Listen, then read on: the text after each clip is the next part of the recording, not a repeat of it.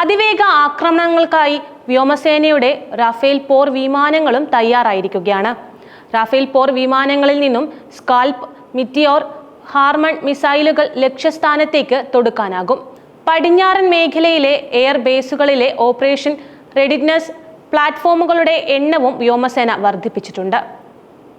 പഹൽഗാമിലെ കൊലയാളികളെ ഭൂമിയുടെ ഏതറ്റം വരെയും പിന്തുടർന്ന് വകവരുത്താൻ തന്നെയാണ് ഇന്ത്യ തീരുമാനിച്ചിരിക്കുന്നത്. അതിനൊത്താശ ചെയ്യുന്ന പാകിസ്ഥാനെതിരെ കരയിലും കടലിലും ആകാശത്തുമെല്ലാം വലിയ പ്രതിരോധമാണ് ഇന്ത്യ തീർത്തിരിക്കുന്നത്.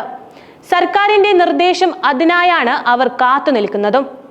അത് ലഭിച്ചാൽ ഉടൻ തന്നെ നാല് പാടു നിന്നും പാകിസ്ഥാൻ സ്വപ്നത്തിൽ പോലും ചിന്തിച്ചിട്ടില്ലാത്ത വിധത്തിൽ ഇന്ത്യ തിരിച്ചടിച്ചിരിക്കും.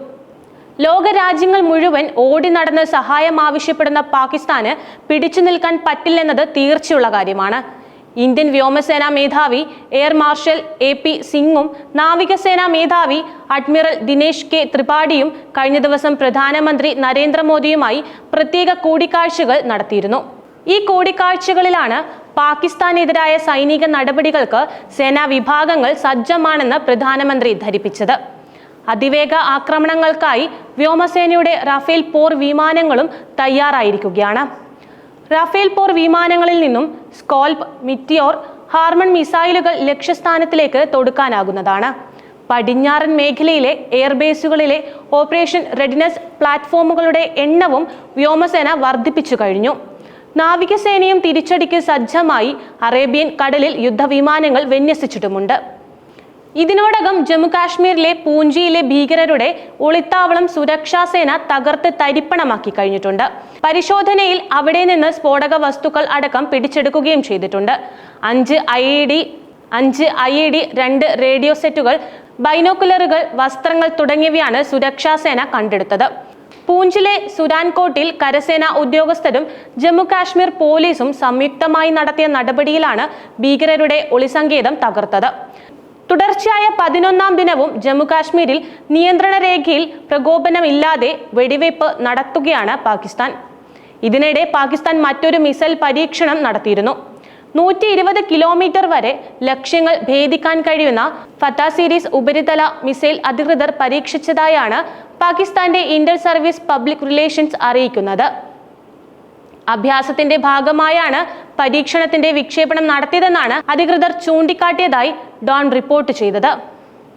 സൈനികരുടെ പ്രവർത്തന സന്നദ്ധത ഉറപ്പാക്കുകയും മിസൈലിന്റെ നൂതന നാവിഗേഷൻ സംവിധാനവും മെച്ചപ്പെടുത്തിയ കൃത്യതയും ഉൾപ്പെടെയുള്ള പ്രധാന സാങ്കേതിക പാരാമീറ്ററുകൾ സാധൂകരിക്കുകയും ചെയ്യുക എന്ന ലക്ഷ്യത്തോടെയായിരുന്നു വിക്ഷേപണമെന്ന് ISPR പ്രസ്താവനയിൽ പറഞ്ഞു.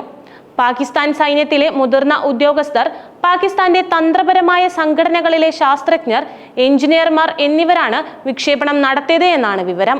പാകിസ്ഥാന്റെ പ്രാദേശിക സമഗ്രതയ്ക്കെതിരായ ഏത് ആക്രമണത്തെയും ചെറുക്കുന്നതിനുള്ള പാകിസ്ഥാൻ സൈന്യത്തിന്റെ പ്രവർത്തന തയ്യാറെടുപ്പിലും സാങ്കേതിക വ്യത്യാസത്തിലും അവർ പൂർണ്ണ ആത്മവിശ്വാസം പ്രകടിപ്പിച്ചതായി ISPR കൂട്ടിച്ചേർത്തു. 3 ദിവസത്തിനുള്ളിൽ പാകിസ്ഥാൻ പരീക്ഷിക്കുന്ന 2ാമത്തെ മിസൈലാണിത്. 450 കിലോമീറ്റർ ദൂരപരിധിയുള്ള ബാലിസ്റ്റിക് മിസൈലായ അബ്ദാലി വെപ്പൺ സിസ്റ്റത്തിന്റെ വിജയകരമായ പരിശീലന വിക്ഷേപണം രാജ്യം നടത്തിയതായി ISPR അറിയിച്ചിരുന്നു. ഇന്ത്യയും പാകിസ്ഥാനും തമ്മിലുള്ള സംഘർഷങ്ങൾക്കിടയിൽ ഇന്ത്യയെ ഭീഷണിപ്പെടുത്തുക എന്ന ലക്ഷ്യത്തോടെ രാജ്യം നിരവധി പ്രകോപനപരമായ നടപടികൾ സ്വീകരിച്ചു വരികയാണ്. ഭീകരാക്രമണത്തിന് തൊട്ടു പിന്നാലെ ഇന്ത്യ സിന്ധു നദീജല കരാർ റദ്ദാക്കിയത് പാകിസ്ഥാനിലെ കൃഷിക്കും ജലവിതരണത്തിനും വലിയ തിരിച്ചടിയാണ് ഏറ്റത്. പാകിസ്ഥാൻ ആസ്ഥാനമായുള്ള വിമാന കമ്പനികളുടെ എല്ലാ വിമാനങ്ങൾക്കും ഇന്ത്യ വ്യോമാതിർത്തി അടച്ചിരിക്കുകയാണ്. പാകിസ്ഥാൻ ഇന്റർനാഷണൽ എയർലൈൻസിന്റെ വിമാനങ്ങൾ ചൈന വഴി ക്വാലാലംപൂർ പോലുള്ള സ്ഥലങ്ങളിലേക്ക് വഴിതിരിച്ചു വിടുകയാണ്. അധിക സമയവും ചെലവും മൂലം ഇത് പാകിസ്ഥാന് വലിയ ബുദ്ധിമുട്ട് സൃഷ്ടിക്കും. കഴിഞ്ഞ വർഷം മെയ് മാസത്തിലും 400 കിലോമീറ്റർ ദൂരപരിധിയുള്ള ഫത്ത 2 ഗൈഡഡ് റോക്കറ്റ് സിസ്റ്റത്തിന്റെ പരീക്ഷണ വിക്ഷേപണം പാകിസ്ഥാൻ സൈന്യം നടത്തിയതായി ഡോൺ റിപ്പോർട്ട് ചെയ്തു. ഫത്ത പരമ്പര പരീക്ഷണ വിക്ഷേപണ സമയത്ത് ഒരു ദിവസം മുൻപ് ISPR director general lieutenant colonel Ahmed Sharif ചൗധരിയും ഫെഡറൽ ഇൻഫോർമേഷൻ മന്ത്രി അത്തൗള തരാറും പാകിസ്ഥാനിലെ വിവിധ രാഷ്ട്രീയ പാർട്ടികളിലെ അംഗങ്ങളുമായി ചർച്ച നടത്തിയിരുന്നു. പഹൽഗാം ആക്രമണത്തെ തുടർന്ന് സുരക്ഷാ നടപടികളുടെ ഭാഗമായ സിന്ധു നദീജല കരാർ ഇന്ത്യ താൽക്കാലികമായി നിർത്തിവെക്കാൻ തീരുമാനിച്ചതും വ്യോമപാത അടച്ചതും വ്യാപാര ബന്ധം അവസാനിപ്പിച്ചതുമെല്ലാം പാകിസ്ഥാനിൽ ഗുരുതര പ്രത്യാഘാതങ്ങൾക്ക് വഴിവെച്ചിരുന്നു. അതിർത്തി കടന്നുള്ള ഭീകരതയ്ക്ക് പാകിസ്ഥാൻ വില നൽകുമെന്ന് ഉറപ്പാക്കാൻ ഇന്ത്യ എല്ലാ ശ്രമങ്ങളും നടത്തുകയാണ്. സൈനിക ശക്തിയെ കൂടാതെ പാകിസ്ഥാനെ ഒറ്റപ്പെടുത്താൻ നയതന്ത്ര നീക്കങ്ങളും ഇന്ത്യ നടത്തുന്നുണ്ട്. അതേസമയം ഇന്ത്യയും പാകിസ്ഥാനും തമ്മിലുള്ള വർദ്ധിച്ചു വരുന്ന സംഘർഷങ്ങൾ പരിഹരിക്കുന്നതിനായി ഐക്യരാഷ്ട്രസഭ രക്ഷാസമിതി യോഗം ചേരാനും തീരുമാനമായിരുന്നു. തീവ്രവാദ പ്രവർത്തനങ്ങൾക്ക് ഫണ്ട് കണ്ടെത്തുന്നതിൽ നിന്ന് പാകിസ്ഥാനെ തടയുന്നതിനും ഇന്ത്യ മുൻതൂക്കം നൽകുന്നുണ്ട്. ഇന്ത്യയുടെ നയതന്ത്ര നടപടികൾ പാകിസ്ഥാന്റെ സമ്പദ് വ്യവസ്ഥയെ ഇതിനകം തന്നെ ബാധിച്ചു കഴിഞ്ഞു. പാകിസ്ഥാനിൽ നിന്നുള്ള എല്ലാ വസ്തുക്കളുടെയും ഇറക്കുമതി ഇന്ത്യ നിരോധിച്ചിരിക്കുകയാണ്. ഏപ്രിൽ 24-ന് അട്ടാരിയിലെ ഇന്റഗ്രേറ്റ് ചെക്ക് പോസ്റ്റ് അടച്ചുപൂട്ടിയെങ്കിലും പാകിസ്ഥാൻ ഉൽപ്പന്നങ്ങൾ മൂന്നാം രാജ്യം വഴി ഇന്ത്യയിലേക്ക് പ്രവേശിക്കുന്നത് തുടർന്നിരുന്നു. പാക് ഉൽപ്പന്നങ്ങൾ ഇന്ത്യയിലെത്തുന്ന എല്ലാ പഴുതുകളും അടയ്ക്കുമെന്നാണ് കേന്ദ്ര വാണിജ്യ വ്യവസായ മന്ത്രാലയത്തിന്റെ പുതിയ ഉത്തരവ് വ്യക്തമാക്കുന്നത്. ഉണങ്ങിയ പഴങ്ങൾ, ഈത്തപ്പഴം, ജിപ്സം, സിമന്റ്, ഗ്ലാസ്, ഔഷധ സസ്യങ്ങൾ തുടങ്ങിയവയാണ് പാകിസ്ഥാനിൽ നിന്ന് പ്രധാനമായും ഇന്ത്യയിലെത്തുന്നത്. പാക് ഉൽപ്പന്നങ്ങളെ ഇന്ത്യ കാര്യമായി ആശ്രയിക്കുന്നില്ലെങ്കിലും ഈ നീക്കം പാക് സമ്പദ് വ്യവസ്ഥയെ ക്ഷീണിപ്പിക്കുന്നതായിരിക്കും. ഇന്ത്യൻ തുറമുഖങ്ങളിൽ പാകിസ്ഥാൻ കപ്പലുകൾ പ്രവേശിക്കുന്നതും ഇന്ത്യ നിരോധിച്ചിരിക്കുകയാണ്. 2023-24 പാകിസ്ഥാനിലേക്കുള്ള ഇന്ത്യയുടെ കയറ്റുമതി $118 കോടി ആയിരുന്നു.